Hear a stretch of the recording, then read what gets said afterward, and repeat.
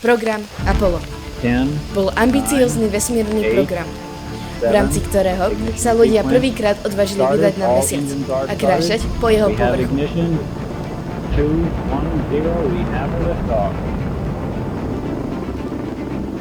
Program prebiehal v rokoch 1961 až 1972. America, Houston, this is America. You can breathe easier. America has arrived on station for the challenge ahead.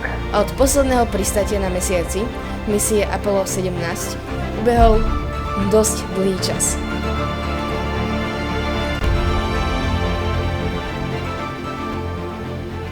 Prešlo viac ako 50 rokov. Polstoročie čakania, snov a plánov sa práve v tejto chvíli končí. Dnes je 31. marec 2026 a zajtrajší deň, 1. apríl, nebude o žartoch, ale o prepisovaní učebníc dejepisu. 4 odvážni ľudia sú pripravení vydať sa tam, kde ľudská noha nevkročila od poslednej misie Apollo v roku 1972. Toto už nie je len technický test. Toto je okamih, kedy sa ľudstvo oficiálne vracia k mesiacu.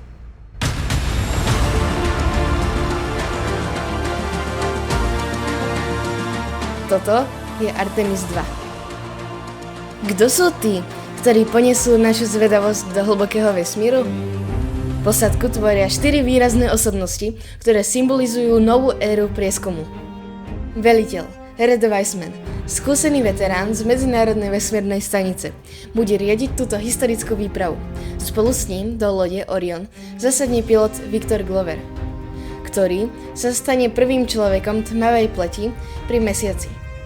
A špecialistka Christiana Koch, rekordérka v dĺžke pobytu vo vesmíre. A prvá žena, mieriaca k našej obežnici. Zostavu doplňa Jeremy Hansen, ktorý ako prvý Kanaďan, a nie Američan, v histórii opustí obežnú dráhu Zeme.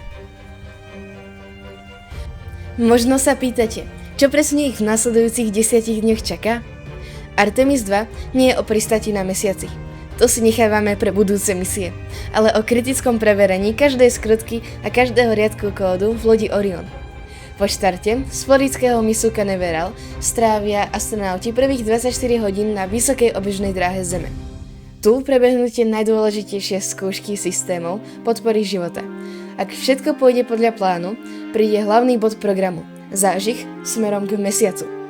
Loď Orion využije gravitáciu našej družice – mesiaca. Obletí jej odvrátenú stranu vo výške približne 9000 km a vráti sa späť.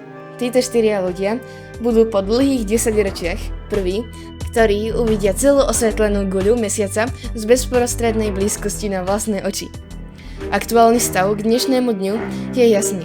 Raketa SLS, najvýkonnejší stroj, aký kedy NASA postavila, už stojí na rampe 39B, ožierená reflektormi. Po niekoľkých februárových odkladoch, kedy technici hladili heliový systém, sú teraz všetky kontrolky zelené. Predpoveď počasia na zajtrajší štart je na 80% priaznivá. A prečo by nás to malo zaujímať? Pretože Artemis 2 je mostom do budúcnosti. Ak táto misia uspeje, cesta pre prvé pristátie ľudí na južnom póli mesiaca v roku 2028 bude otvorená. Nejdeme tam len na návštevu. Ideme tam, aby sme sa naučili žiť na inom svete. Vybudovali si základňu a raz odtiaľ vyštartovali k Marsu. Zajtra sa menia dejiny a my všetci budeme pri tom.